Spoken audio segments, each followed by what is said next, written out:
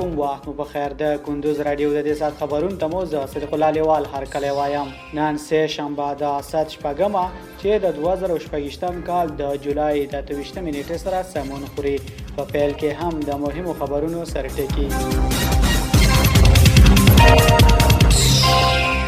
کندوز کې د یونما او اطلاعات او فرهنګ ریاست ترمن د همکارۍ او نوې ژمنې وشوې. هرات کې د شاتو تولید د تیر کال په پرتله په لوړه کچه زیات شوی.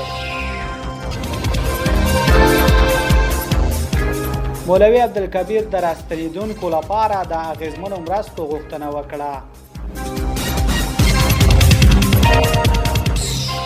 او د امریکا او ایران د تاوتریخوالي له کمېدو سره د تیلو بیې رالوېدلي.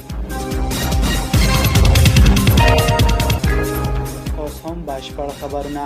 کندوز کې د یونما او اطلاعات او فرهنګ ریاست ترمن د همکارۍ او نوې ژمنې وشوې. د کندوز ولایت د اطلاعات او فرهنګ رئیس مولوي ګل محمد الیاس په شمال او شمال ختیځ زون کې د یونما د بشري حقوقو څانګې له رئیس لیوناردو سوارس نادر سره وکتل.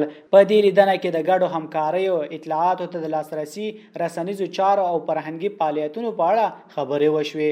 دواړو لورو د متقابل همغږۍ او دوامدار همکارۍ پر پراختیا ټینګار وکړ. هرات کې د شاتو تولید د تیر کال په پرتله په لوړه کچه زیات شوی. د هرات ولایت مقام د رسنیو دفتر ویلي چې د روان لمریز کال له پیل څخه تر اوسه په دغه ولایت کې د شاتو تولید 250 ټنو ته رسیدلی دی. د معلوماتو له مخې تیر کال په هرات کې 170 ټنه شات تولید شوي وو چې د تیر کال په پرتله سږ کال د شاتو په تولید کې د پام وړ زیاتوالی راغلی دی. د چارواکو په وینا د مچیو د روزنې پراختیا او د شاتو تولید ته د خلکو د زیاتې پاملرنې د دې سکتور په وده کې مهم رول لوبولی دی. مولوي عبدالکبیر د راستنیدونکو لپاره د اغیزمنو مرستو غوښتنه وکړه.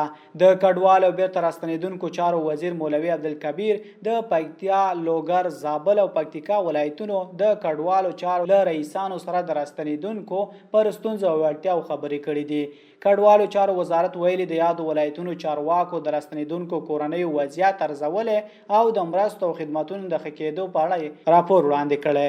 د یاد وزارت په وینا تر دې دمه لسګون اړمنو کورنیو ته خوراکي او غیر خوراکي مرستې ویشل شوي او د نورو مرستو لپاره هم پلان چمتو شوی دی. مولوي عبدالکبیر ټینګار کړی چې شته امکانات باید په اغیزمن ډول وکارول شي او راستنیدونکو ته پر وخت لازم خدمات وړاندې شي.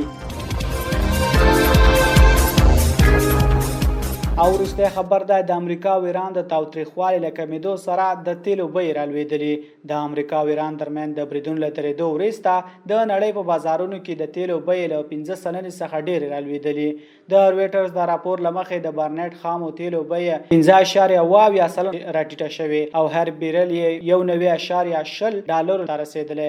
د تیلو وروستی کمښت وروسته له هغې رامنځته شوی چې د امریکا او ایران ترمن د بریدونو د درولو اعلان وشو او د دواړو هیوادونو ترمن د ډیپلوماټیکو هڅو د دوام هیلې زیاتې شوي. شنونکي وایي د هرمز تنګي د امنیت په اړه د بازارونو اندېښنې کمې شوي دي ځکه دغه ستراتیژیکه سمندري لاره د نړۍ د تیلو د صادراتو له مهمو مسیرونو څخه ګڼل کیږي.